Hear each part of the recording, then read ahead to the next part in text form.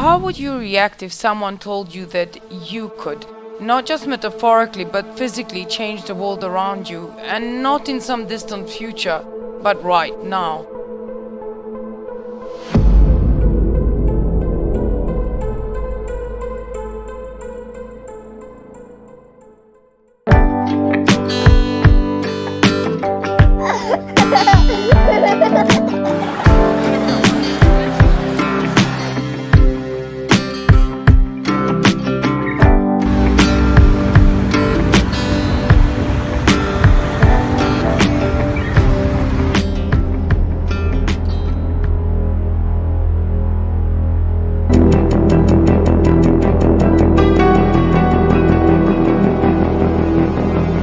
Be on the order of 500,000 cases, and it would continue to rise exponentially. There's some sense that there's a UN institution that can do all of this. Yes. It is almost unheard of that people are producing product. A global stockpile would certainly help ensure more rational and strategic allocation, but the reality is that we don't have the logistics capability even within the UN.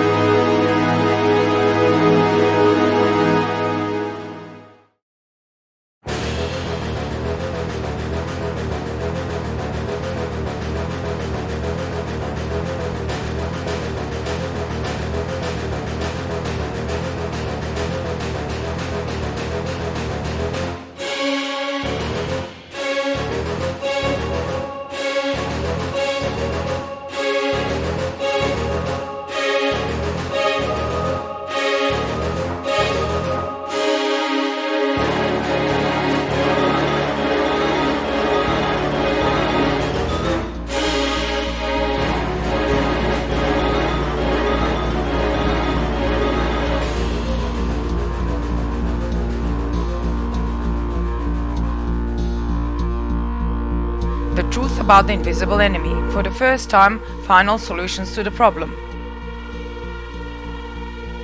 If you can spare a few minutes of your valuable time for this, you will probably feel encouraged to look differently not only at the events that mark the period from the beginning of 2020 till now, but our society as a whole.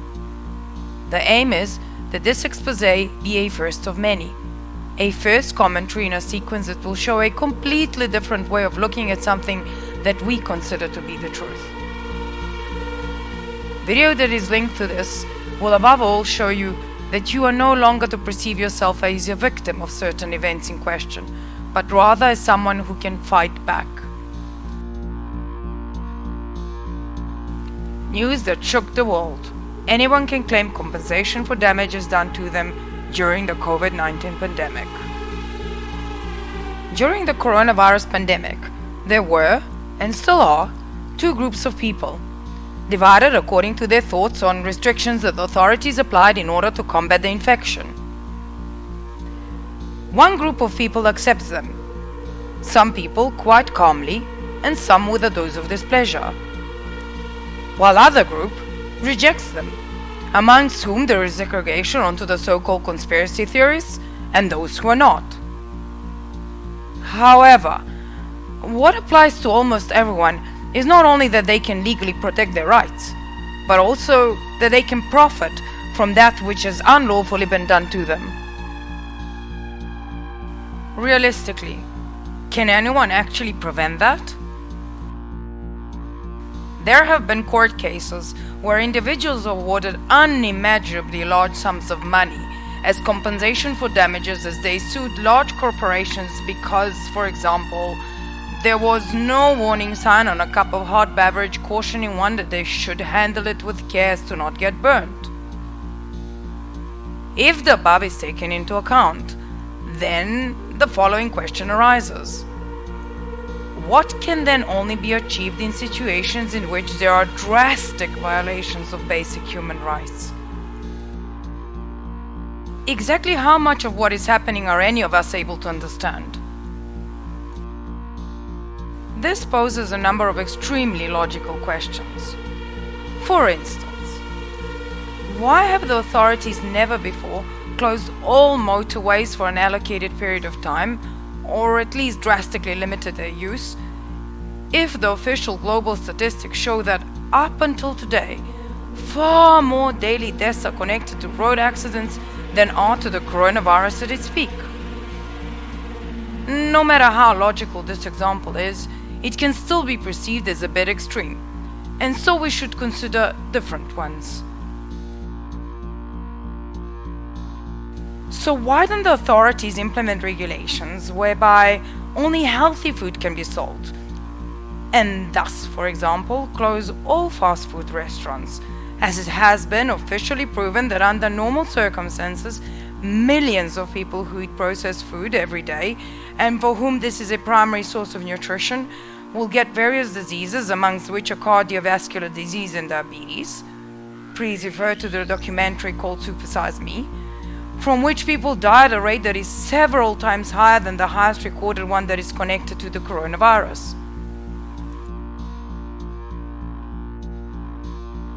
And why not go a step further and completely ban production, marketing and sale of tobacco? Seeing that a cigarette contains approximately 250 ingredients, out of which none are healthy and 1 out of 5 is considered to be cancerogenic, and from which far more people die per day than they did from COVID-19 at its peak. Are we aware of the fact that our survival has never been as seriously threatened as it has been now? How can it be that people who behave absolutely within their rights are treated as criminals all across the world, and are, under the pretext that it is for their own good, placed under house arrest, or even arrested if they refuse to do so, therefore preventing them not only from living normal lives, but also from working and supporting themselves and their families?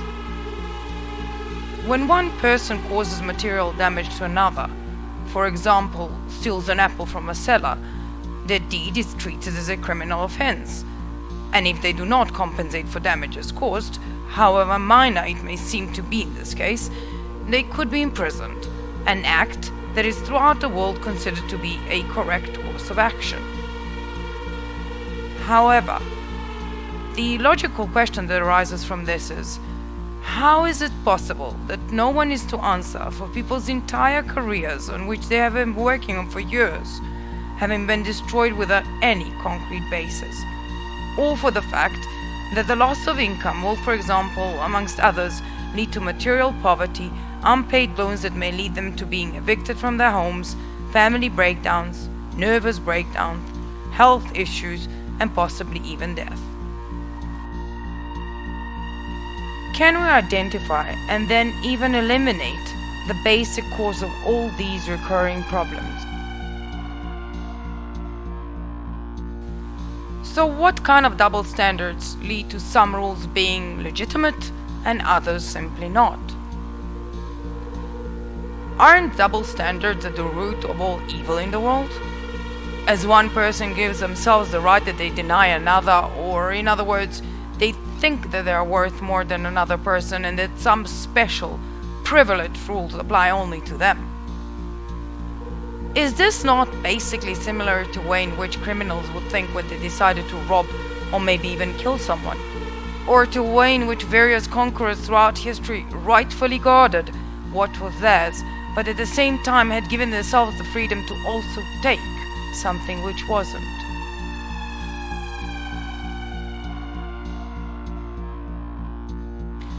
Will denying us of our basic human rights at some stage jeopardize every family? Aren't government representatives in the service of their citizens, of individuals who elected and employ them and are paying through their taxes to protect their interests, not supposed to forget why they have been elected and not place themselves or somebody else ahead of them? What happens then if those government representatives, instead of protecting their citizens who pay their taxes, whether it's just $1 or much, much more, which is irrelevant seeing that in a democratic system every vote is equal, actually protect large economic systems, which, while millions of people are losing their jobs and even dying, and not only due to the coronavirus but also due to the state to which the global crisis has brought them to, are profiting more than ever before? Is it possible that a small group of individuals can simply declare an individual or even a large group of adults as immature, how one would otherwise treat young children, or perhaps incompetent, how amongst others patients suffering from psychological impairment are treated, to then impose guardianship on them as they are not able to take care of themselves. How likely is it that this is just the beginning of an imminent and exceedingly bigger global disaster? So what is the likelihood that only a month before coronavirus outbreak, representatives of a group of extremely wealthy people and institutions were going to meet for the very first time in history to discuss how one is to react at a global level if a pandemic should occur in the foreseeable future? And that it is just that which happens soon after, even though there were no prior indications for it. And then, just to top it all off, those same people are the ones who are profiting enormously from it. What will happen if we are too late to protect ourselves? So one issue that has come up as particularly important one in relation to all of the above is that what matters now is not only what has happened thus far, but also what is to happen in the future if we do not respond in an appropriate manner right now, and not in a manner and with an attitude that somewhere else, someone else will sort it all out, and I have more important business to attend to at the moment, but rather in a manner that requires of every individual to do everything in their power in order for certain key things in our society to change, never to be repeated again. Because if we don't do it at this particular moment in time, we can be absolutely positive that for everything that is to happen to us or to those closest to us, we are the only ones to blame. There have been, and always will be, calculated, immoral, and dangerous people.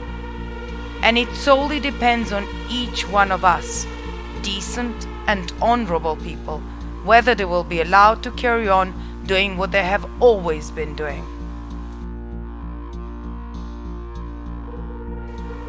Is the current pandemic perhaps just the first in a series of ones that will happen in the future? Will coronavirus mutations, which have existed and always will exist, forever be used as a basis and a perfect excuse so that some other, similar, or even much worse events in society could be covered up whenever one small group of people deems it necessary for the sake of public interest, as they have already seen that it could be done? How do we actually protect ourselves, our families, and our friends? Well, please stand invited to visit and support the Freedomdemic movement, whose aim is to, in a new way, spread amongst people not that which someone considers to be the truth, because one piece of information can always be challenged by another, but rather to show a completely different way of looking at problems. The only way to achieve this without running the risk of the movement being censored, which has nowadays taken on a completely new dimension to become a blatant and an extremely arrogant action, is that the messages that this movement has and any further information that develops from them be predominantly spread via products that are used by us all in our everyday lives. Please note, one should be mindful of the fact that COVID-19 is a dangerous virus that can lead to serious health issues and even death, and thus any exposure to it should be avoided and attention should be paid to all official recommendations in order to protect ourselves and those around us. With this in mind, the aim here is to only ask questions while providing no answers, as this is to be done exclusively by each and every one of us individually. This was made in hope of presenting the information concerning the current situation in society in a new way, as no matter how much our views differ from one another regarding many everyday issues, we still have some common goals in life. Abstract. There is an old Chinese proverb that says, "When someone does not know that they know, open their eyes. When someone knows that they do not know, help them. When someone knows that they know, follow them. But when someone does not know that they do not know, stay far away from them."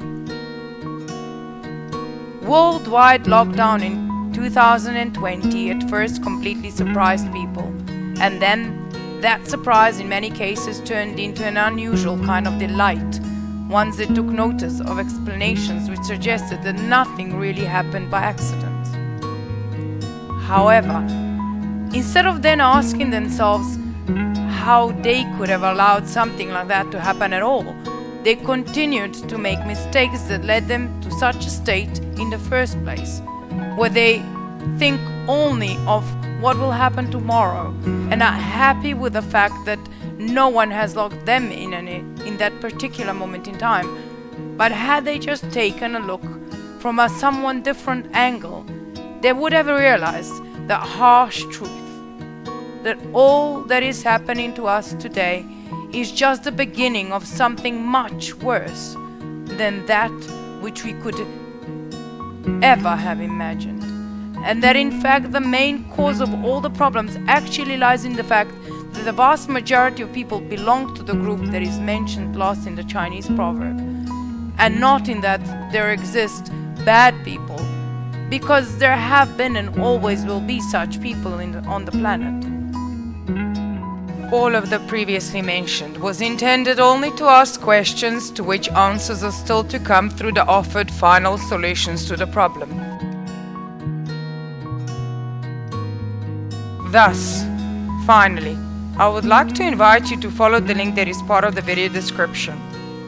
Carefully watch the condensed and summarized version of the presentation that's presented by a team of internationally recognized lawyers who had started the legal proceedings with an aim of effectively protecting ordinary people from persecution to which they are exposed due to the invisible enemy pandemic.